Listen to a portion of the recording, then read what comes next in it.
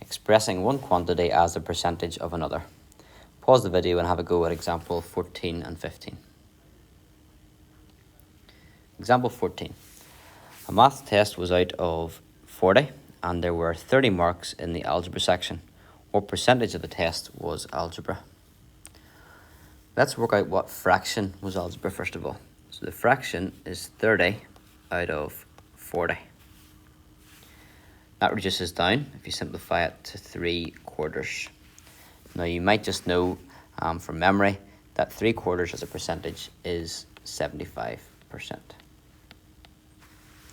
If you didn't, how would you change that fraction into a percentage? Let's recap that.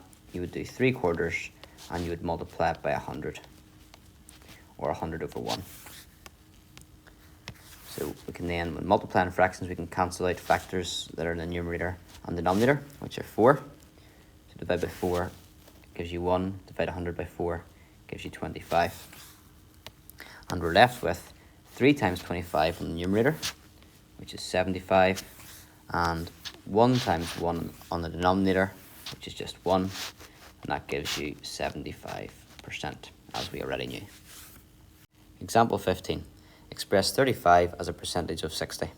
Leave your answer as a mixed number in part A and a decimal in part B. So we can write it as a fraction first of all. That's 35 over 60.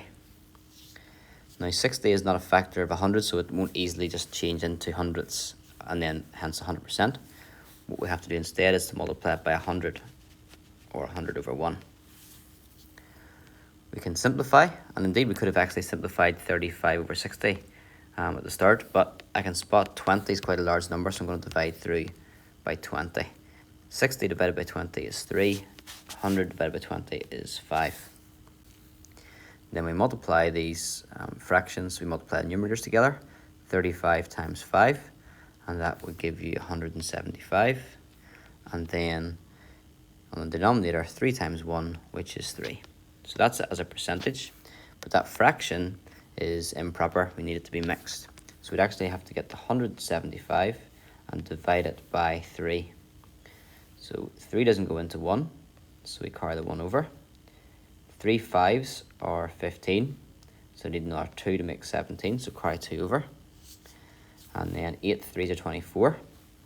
That leaves 1 left over. Now, because we are wanting it as a mixed number, we can sort of stop there and say that's going to be 58. 3 goes into 175 58 times, and 1 left over. That 1 left over is a third. So it's 58 and a third percent.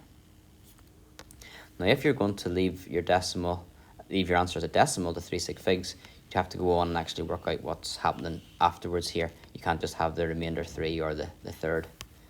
So if we continue this on, just put a few extra zeros there. We had 8 3s are 24. We wanted 25, so there's 1 carried over. And then 3 goes into 10. 3 3s are 9. Sorry, 3 3s are 9, yes, but 3 is your answer. 3 3s are 9, 1 left over. And 3 3s are 9, 1 left over, and so on. Keeps going on. Important, and I haven't made it clear here, you should have a decimal point still lined up in the same position. And then we can round that number to 3 sig figs. So the first significant figure is the 5, the second is the 8, and the third is the 3. The number after the 3 is a 3, and because it's below 5, we would round down. So our answer to 3 significant figures would be 58.3.